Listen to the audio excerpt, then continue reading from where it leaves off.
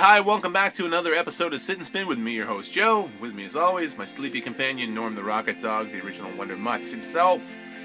And you know what? It's fall. There's a chill in the air again. Time to dig out the old hoodies. What better time to listen to some chill out music?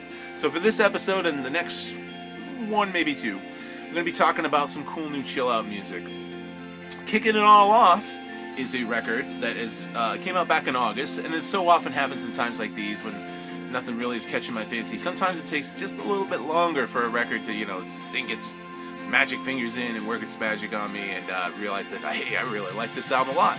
Which is the case with today's feature artist, Washed Out, and their new album, Paracosm.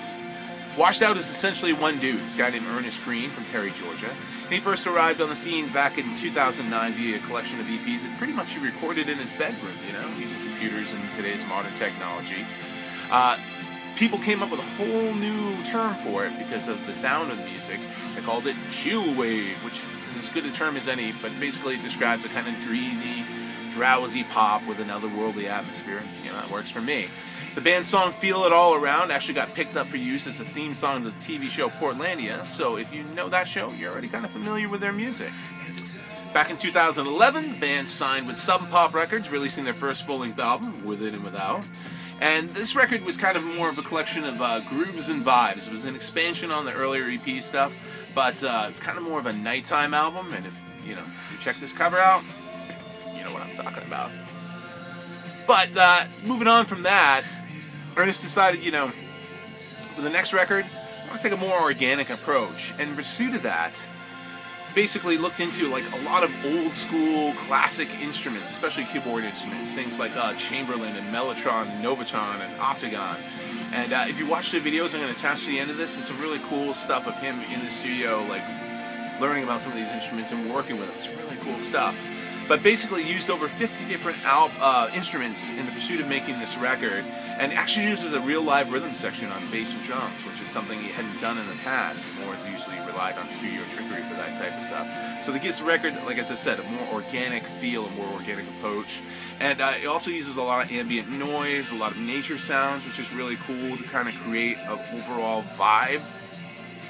But it all works out really great. The track you're hearing right now is a song called Falling Back. It falls more towards the end of the record, and Falling Back works for me.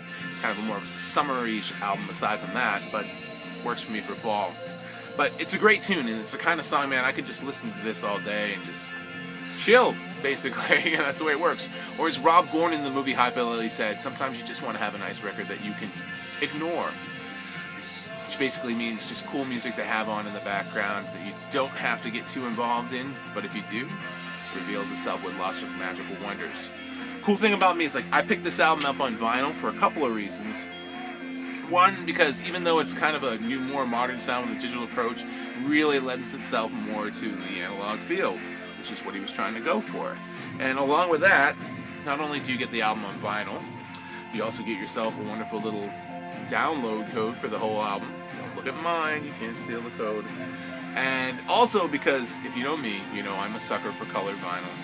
And this record, I don't know if you can tell, but it comes with this really nice kind of violet colored album, which is pretty cool. And hey, look, there's Ernest Green himself. Cool stuff.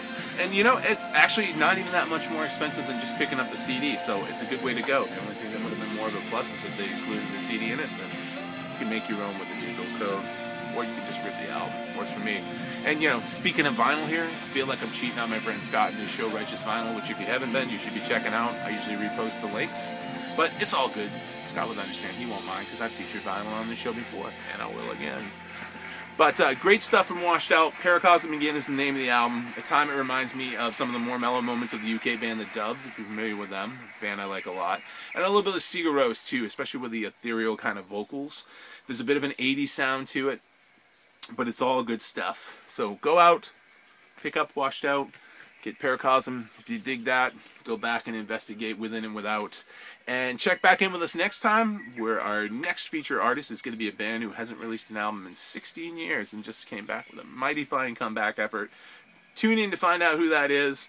May have one other band I'm going to talk about after that. If not, I might combine that with the next episode. But thanks for tuning in now. Be sure you check out my good friend Scott over at Righteous Final. Be sure you check out the guys over at Riff of the Day. Gino, Sean, Pete, Sean 2K, Yorma, Jacob, Cody, and there's a couple few other guys I'm forgetting about. And occasionally me, because it's good stuff over there. Lots of fun and good rockin' times happening.